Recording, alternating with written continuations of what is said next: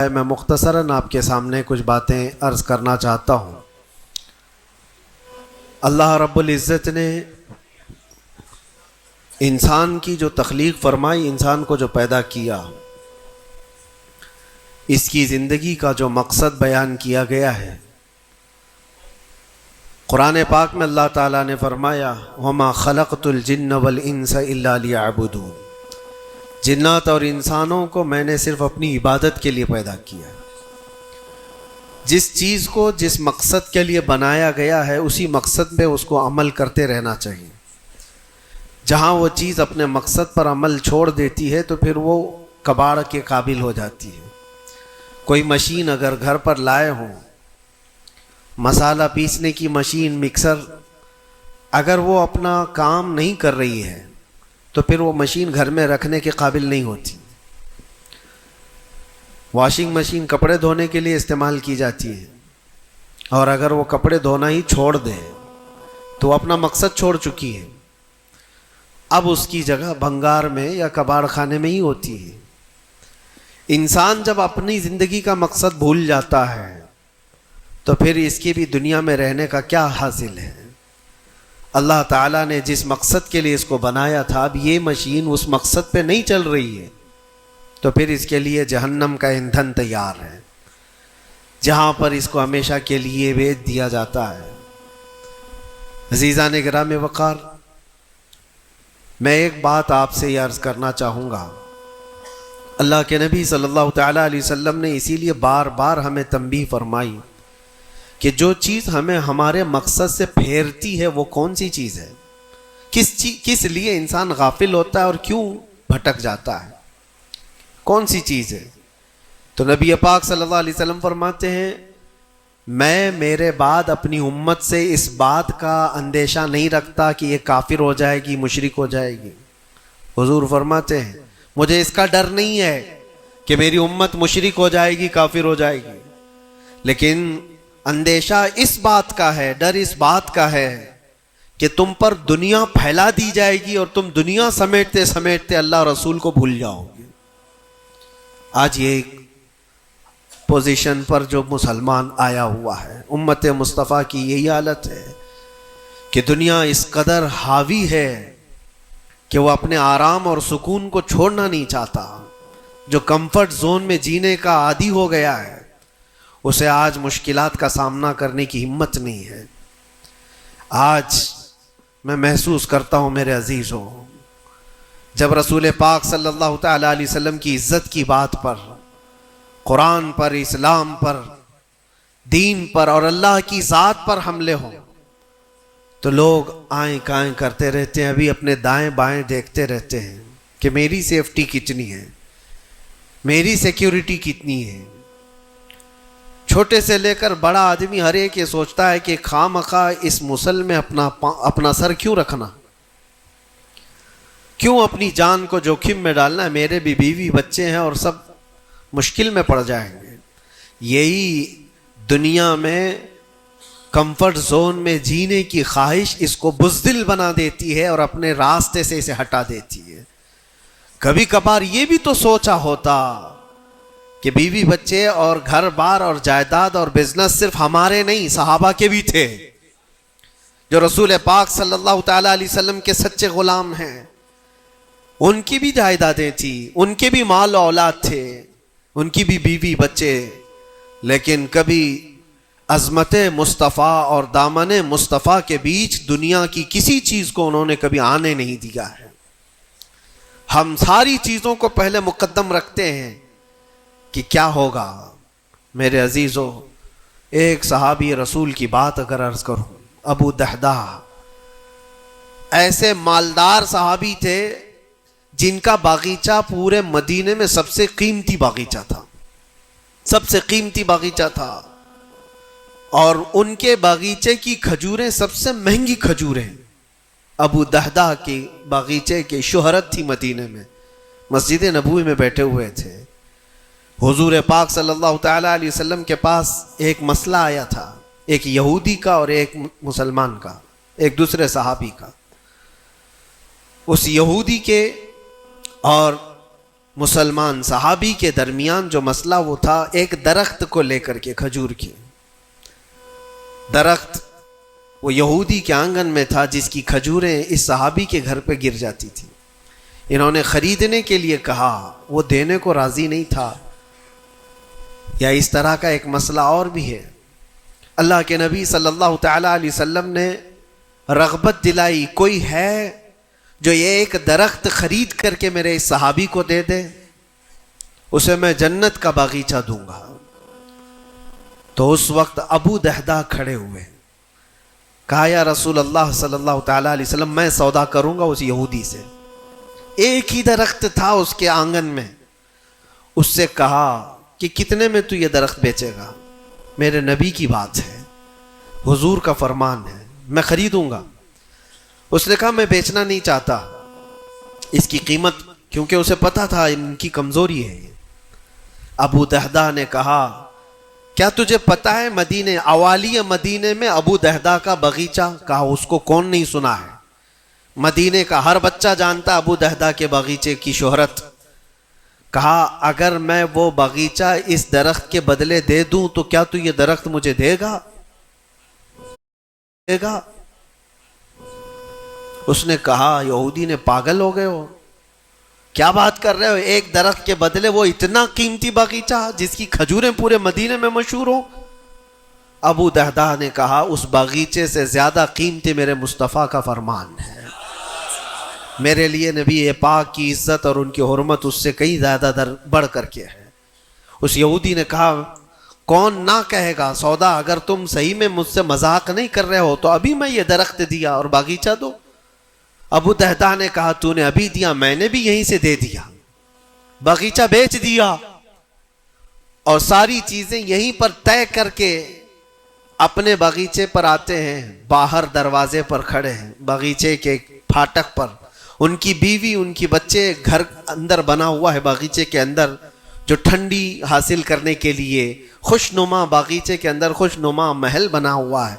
دروازے کے باہر سے ابو دہدہ پکارتے ہیں یا ام دہدہ، اپنی بیوی کو باہر آ جاؤ، باہر آ جاؤ اپنے بچوں کو لے کر. بیوی نے کہا اتنی جلدی کیوں اس طرح سے بلا رہے ہو، کیا بات ہے، کیوں چیخ رہے ہو؟ ابو دہدہ نے کہا یہ باغیچہ بک گیا ہے، اب ہمارا نہیں ہے، باہر آ جاؤ. عورتیں کبھی کسی چیز کو دینے دیتی ہیں؟ گھر کی کوئی چیز بک جائے عورت راضی ہو جائے، لیکن وہ عورت عام عورت نہیں، رسول اللہ کی صحابیہ تھی. کہا اچھا ابو دہدہ یہ باغیچہ بک گیا ہے، میرا تم پر یقین ہے کہ بہت اچھا سودا کیا ہوگا، کیونکہ مدینے میں اس جیسا باغیچہ تو نہیں ہے. ابو دہدہ نے کہا تو سچ سمجھتی ہے میں نے بہت اچھا سودا کیا ہے. باہر آئی، یہ اندر نہیں گئے، اپنے بچے اور اپنی عورت کو لے کر باہر نکلے. ابو دہدہ سے پوچھتی ہے خاتون نے کتنے میں سودا کیا ہے، کتنے میں سودا کیا ہے؟ کہا بس وہ ایک درخت کے بدلے جو یہودی کے آنگن میں ہے میں نے یہ باغیچہ پورا اس کو دے دیا. عورت نے کہا ہاں ایسے کیسے، اتنا بڑا باغیچہ ایک درخت کے بدلے میں؟ کہا وہ تو بظاہر ایک درخت ہے لیکن اصل قیمت تو رسول اللہ کی زبان ہے. کہا اللہ کے نبی نے کیا فرمایا؟ کہا کہ ایک درخت جو اس یہودی کا خرید کر کے ایک صحابی کو دے دے میں اسے جنت کا باغیچہ دے دوں. ابو دہدہ نے جیسے ہی یہ سنایا تو ام دہدہ کہتی ہیں ابو دہدہ تم نے کبھی میرا یقین نہیں توڑا، آج میں یہ کہتی ہوں یہ باغیچہ ہی کیا، حضور سے پوچھتے ہم سب بھی بکنے کو تیار ہیں. اللہ کے نبی صلی اللہ تعالی علیہ وسلم کی ذات پر یہ یقین کامل تھا، انہیں دنیا بیچ میں کبھی روک نہ سکی. ہمارے تو چھوٹی دکانیں ہمیں روک دیتی ہیں، ہمارے تو چھوٹے دروازے ہمیں روک دیتے ہیں. عزیزان گرامی وقار، اپنے مقصد حیات سے آدمی جب بھٹکتا ہے تو کون سی چیزیں جو اسے اٹریکٹ کرتی ہیں دنیا میں؟ یہ مال دولت. مجھے وہ بات یاد آتی ہے صدیق اکبر رضی اللہ تعالیٰ عنہ حضور پاک صلی اللہ علیہ وسلم کے ساتھ بیٹھے ہیں. حضور پاک صلی اللہ تعالیٰ علیہ وسلم کے ہاتھ میں ایک پیالہ ہے جس میں شہد ہے، آپ اس کو نوش فرمانا چاہتے ہیں، منہ کے قریب لے گئے، اچانک آپ نے واپس رکھ دیا اور کسی چیز کو دھکا دے کر کے ہٹانے لگے. جیسے کوئی مکھیوں کو بھگاتا ہے، جبکہ نبی پاک صلی اللہ علیہ وسلم کے جسم کے قریب کبھی کوئی مکھی نہیں آتی، لیکن اندیکھی چیز کو آپ ہٹا رہے تھے. پھر تھوڑی دیر کے بعد پیالے کو اٹھایا، پھر تھوڑی دیر منہ کے قریب جاتے ہی واپس رکھ دیا، پھر کسی چیز کو دھکا دے کر نکال رہے تھے. تیسری مرتبہ پیالہ اٹھایا تو صحابہ نے دیکھا آپ کی آنکھوں سے آنسو روا ہیں. حضور پاک صلی اللہ تعالی علیہ وسلم کیا اشک بہ رہے ہیں. تو صحابہ نے پوچھا یہ کیا معاملہ ہے؟ حضور اکرم صلی اللہ تعالی علیہ وسلم فرماتے پہلی بار جب میں نے شہد کا پیالہ اٹھایا تو دنیا میرے پاس سج سنور کر کے آئی، تیار ہو کر آئی اور کہا اے اللہ کے نبی میرا حسن و جمال آپ قبول کر لیں، ہر طرح کے حسینائیں آپ کے قدموں میں لا کر رکھ دوں گی، ہر طرح کا حسن آپ کے قدموں میں لا کر رکھ دوں گی. حضور فرماتے میں نے دھکا دے کر دور کیا کہ مجھے تیرے حسن و جمال کی ضرورت نہیں. دنیا چلی گئی. دوسری بار جب میں نے پیالہ اٹھایا تو دنیا پھر آئی میرے پاس اور پورے زر و جواہرات اور دولت کے انبار لے کر دنیا نے کہا اے اللہ کے نبی یہ قبول کر لیں، آپ کے قدموں میں سونے کے محلات اور جواہرات سجا دیے جائیں گے. حضور پاک صلی اللہ علیہ وسلم فرماتے میں نے اس کو بھی دھکا دے کر دور کیا. نہ تیرے حسن و جمال کی طرف میں رغبت کروں گا، نہ تیرے دولت و مال کی طرف، مجھے اس کی بھی حاجت نہیں. تیسری بار بہت امپورٹنٹ چیز میں عرض کر رہا ہوں، جو کہنا چاہتا ہوں توجہ سے سنیں. حضور پاک فرماتے ہیں تیسری بار دنیا میرے پاس آئی اور کہا اے اللہ کے نبی آپ نے میرے حسن و جمال کو بھی نہیں قبول کیا، دولت و مال کو بھی نہیں قبول کیا، مجھے دھکا دے کر دور کیا، لیکن ایک بات ہے آپ کے بعد آپ کی امت ایسا نہیں کر سکے گی، وہ دولت و مال اور حسن و جمال کی طرف بھاگے گی اور آپ کو چھوڑ دے گی. حضور فرماتے ہیں جب میں نے یہ بات سنی تو میرے آنسو نکل آئے. کیا میری امت مجھے چھوڑ کر اس طرح دور ہو جائے گی؟ دل پر ہاتھ رکھ کر کے سوچو ہے مسلمانوں، کیا آج وہ پوزیشن نہیں ہے؟ ہم ان دو چیزوں کے چکر میں اپنے نبی پاک صلی اللہ علیہ وسلم سے کتنی دور بھاگے جا رہے ہیں. تم نے کبھی راتوں کو تصور کر کے دیکھا کہ کتنی راتیں ایسی آئی کہ میں نے اپنے مصطفیٰ کو یاد کیا ہے، تنہائی میں اپنے حبیب کو یاد کیا ہے. اس رسول کا حال تو یہ تھا، ماں عائشہ صدیقہ فرماتی ایک رات ایسی نہیں گئی جس میں رسول پاک صلی اللہ علیہ وسلم اپنی امت کے لیے دعا نہ کرتے ہوں. رات کو کھڑے ہوتے تھے تو پنڈلیوں میں سوجن آ جاتی تھی، پیر سوج جاتے تھے اور کثرت سے روتے تھے اپنی امت کے لیے اللہ کی بارگاہ میں کہ مولا میری امت بھولی بھالی ہے، اس کی بخشش میرے حوالے کر دے. رب ہب لی امتی، جو نہ بھولا ہم غریبوں کو رضا. اور آج امت کا حال یہ ہے کہ سال میں ایک بار میلاد کر کے ہم یہ سمجھتے ہیں حق ادا کر لیا. ہر دن ہر رات جو نبی پاک ہمیں یاد کرتے تھے تو ہم نے آج وہ کیا کر دیا ہے؟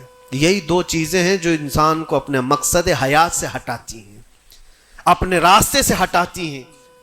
دولت اور شباب، یہ حسن و جمال. ہر نوجوان کو دیکھو ان دو چیزوں کے پیچھے بھاگ رہا ہے. اسے یہ دو چیزوں کی خواہش ہے، مال جمع کرنا ہے اور خوبصورت عورت کو لانا ہے. اور ان دو چیزوں نے دنیا میں اس کو ایسا غافل کر رکھا ہے، اسے سوچنے کا موقع ہی نہیں ہے.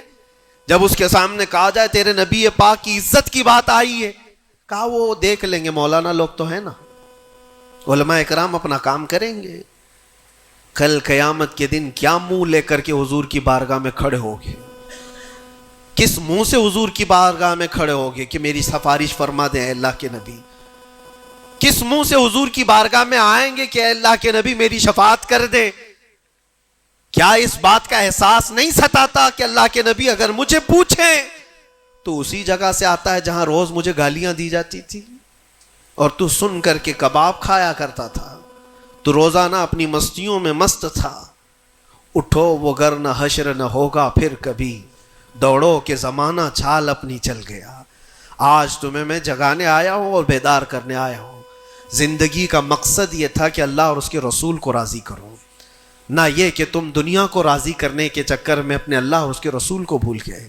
ان نوجوانوں سے میں کہتا ہوں جو رات بھر تم اپنے دوستوں کے لیے گزارتے ہو، تم اپنے ماں باپ کو چھوڑ کر کے چلے جاتے ہو اور ان دوستوں کے چکر میں اپنا مال بھی بہایا، وقت بھی گنوایا، لیکن حاصل کیا ہوا پتا ہے؟ قرآن میں 19ویں پارے میں اللہ تعالیٰ فرماتا ہے بہت سارے ایسے لوگ ہوں گے جو صرف اس لیے دوزخ میں جا رہے ہوں گے کہ ان کے دوست برے تھے. یا ویلتا لیتنی لم اتخذ فلانا خلیلا. وہ پکارے گا اے کاش میں فلاں کو دوست نہیں بنایا ہوتا تو آج دوزخ میں نہیں جا رہا ہوتا. بہت سارے ایسے لوگ، اور جن کے لیے تم نے زندگی پوری اجاڑ دی، وہ کب تک کے لیے آئے تمہارے پاس؟ کب تک کے لیے؟ کیا تمہارے جنازے کے کندھا دینے کے بعد ختم ہو گئی بات؟ کون تمہاری قبر میں آتا ہے؟ کون تمہارے قبر کے حالات دیکھتا ہے؟ کون ہے جو حشر میں تمہارے معاملات کی سفارش کرتا ہے؟ ہے کوئی نوجوان دوست تمہارے لیے مددگار؟ نہیں. تمہارا دل بھی یہ کہے گا اس قبر کی نئی زندگی میں اگر کوئی آئے گا تو وہ آمنہ کا لال آئے گا. نبی پاک صلی اللہ تعالی علیہ وسلم تشریف لائیں گے. بزرگان دین نے یہاں تک فرمایا ہے وہ قبر میں میرے آقا صلی اللہ تعالی علیہ وسلم اس حالت میں اور اتنی جلدی آتے ہیں، اور منکر نکیر کے اٹھانے سے پہلے اس سے کہتے ہیں فرشتوں سے آہستہ سے اٹھاؤ، میری محبت میں بڑا تھک کے آیا ہے. وہ کس کے لیے ہے؟